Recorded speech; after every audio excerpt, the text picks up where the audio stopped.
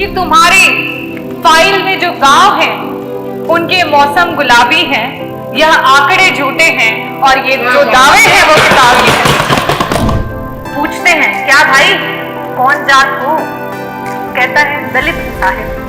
प्यार सच और झूठ के बुनियाद पे नहीं, किस दरोगा की किस एसएचओ की पॉकेट कितनी गर्म की जाती है उसके हिसाब से एफआईआर दर्ज की जाती है।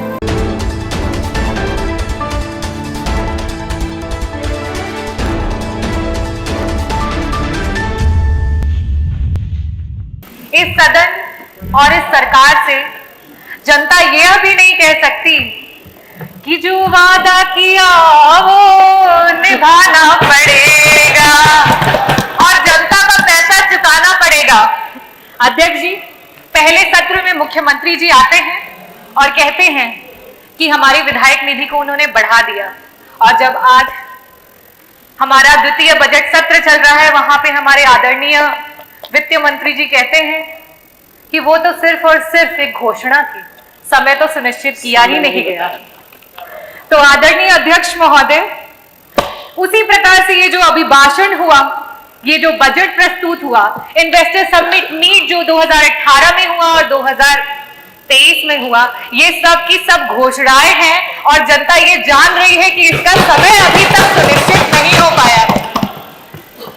और आप लोग क्यों घबराते हैं जब विपक्ष ये कहता है कि तुम्हारे फाइल में जो गांव हैं उनके मौसम गुलाबी हैं, यह आंकड़े झूठे हैं और ये जो दावे हैं वो किताबी हैं। और ये बड़ा ही सीरियस मैटर है क्योंकि ये crisis of credibility of leadership है अध्यक्ष महोदय, और इसको संज्ञान में लेना चाहिए। अभिभाषण के दौरान और काफी सारे हमारे जो पक्ष के सदस्य हैं उन्होंने बहुत तारीफें की और कहा कि प्रदेश इस विभाग में 1 नंबर पे पहुंच चुका है, उस विभाग में 1 नंबर पे पहुंच चुका है। बिल्कुल सही कहा आप लोगों ने। मैं भी बारी बारी उत्तर प्रदेश का कौन सा विभाग किस नंबर पे पहुंच चुका है वो आपके सामने बताऊंगी, और प्लीज मेरे थपथपाने से आप लोग मत रुकिएगा। कल उप मुख्यमंत्री जी बहुत तारीफ कर रहे थे, अपने नंबर ऑफ सीएससी पीएससी की बातें कर रहे थे। मैं आपको बताना चाहूंगी, और ये जो आंकड़े हैं मैं टेबल कर दूंगी अध्यक्ष जी। ये जो आंकड़े हैं ये आपके ही सेंट्रल की जो सरकार है उसके आंकड़े हैं, जो बताता है कि अगर हम मैटरनल मोर्टेलिटी रेट की बात करें, प्रसव और गर्भ की अवस्था के दौरान जो मृत्यु होती है, आज हमारा जो उत्तर प्रदेश है 167 पर लाख लाइव बर्थ हमारे यहाँ डेथ हो रही है। हमसे बेहतर तो बिहार है, हमसे बेहतर तो बिहार है जहां सिर्फ और सिर्फ 130 हो रही है। अगर हम बात करें नॉन कम्युनिकेबल डिजीजेस की, जिसमें मधुमेह और रक्तचाप जैसी गंभीर बीमारियां होती हैं, जिससे आए दिन हार्ट अटैक आते हैं और लोगों की मृत्यु हो जाती है, और बिल्कुल सही कहा आपने, उत्तर प्रदेश उसमें नंबर 1 पे है।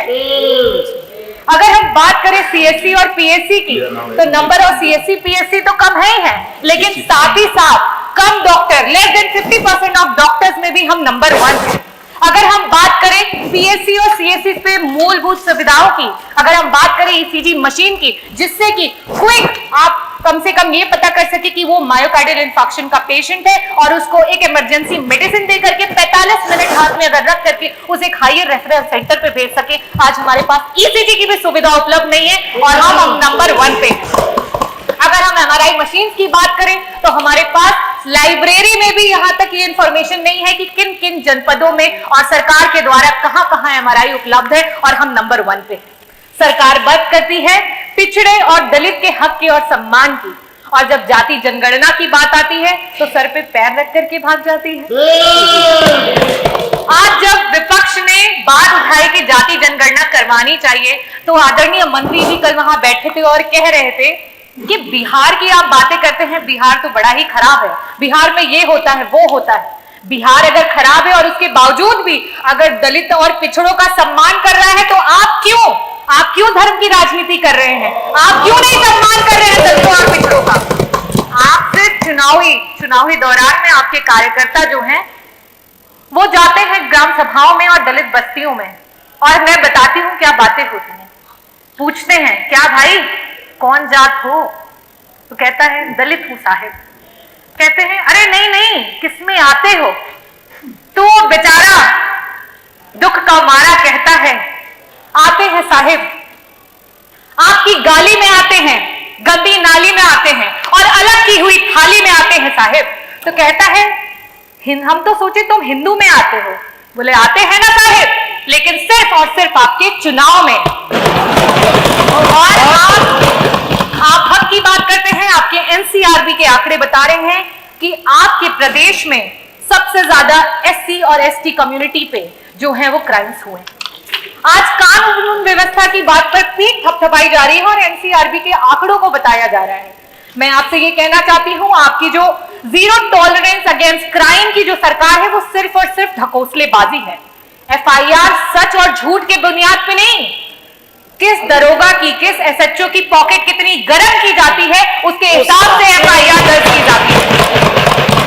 और आपको मैं एक और बात बता दूं कि जाति विशेष अमरोहा में, आपके जनपद अमरोहा में सिर्फ और सिर्फ पूरे जनपद में एक ही जात के सारे लोगों को पुलिस विभाग में डाल दिया गया था। ये तो आप लोगों को स्वयं भी पता होगा।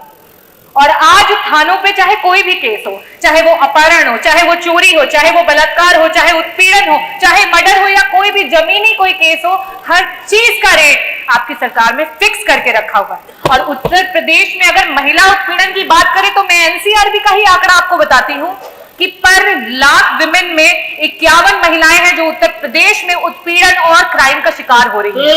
लेकिन वही बिहार हमसे बेहतर है, वहां पे 30 महिलाएं हो रही हैं।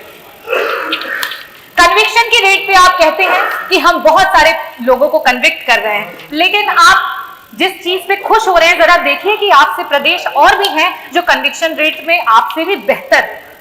आज आपका प्रशासन संविधान की धज्जियां उड़ा रहा है। संविधान जो कहता है कि अगर इंसाफ दिलवाने में कोई मुजरिम छूट भी जाए तो कोई बात नहीं, लेकिन किसी निर्दोष के साथ अत्याचार नहीं होना चाहिए। कानपुर देहात में वो मां बेटी जिस तरीके से जल गई, क्या वो किसी तरीके से संविधान के अनुरूप हुआ? आज ये बुलडोजर सरकार है जहां सबने अपने होठ सी लिए। उस पे कुछ चंद लाइनें बोलूंगी। खामोशी ना ओढ़ो, तुम जुबान खोलो, इस जालिम हुकूमत के खिलाफ बोलो। यहां मजलूम हर रोज सताए जा रहे हैं, घर कभी गिराए तो कभी जलाए जा रहे हैं। धन्यवाद डॉक्टर रागिनी। 1 मिनट हो गया, पूरा समय हो गया, 7 मिनट 10 सेकंड हो गया। नहीं,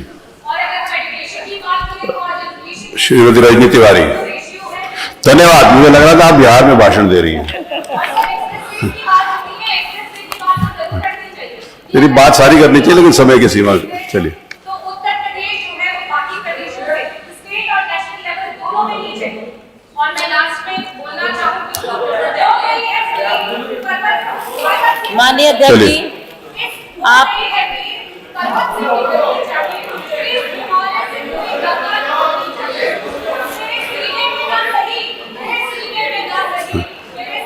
रजनी तिवारी।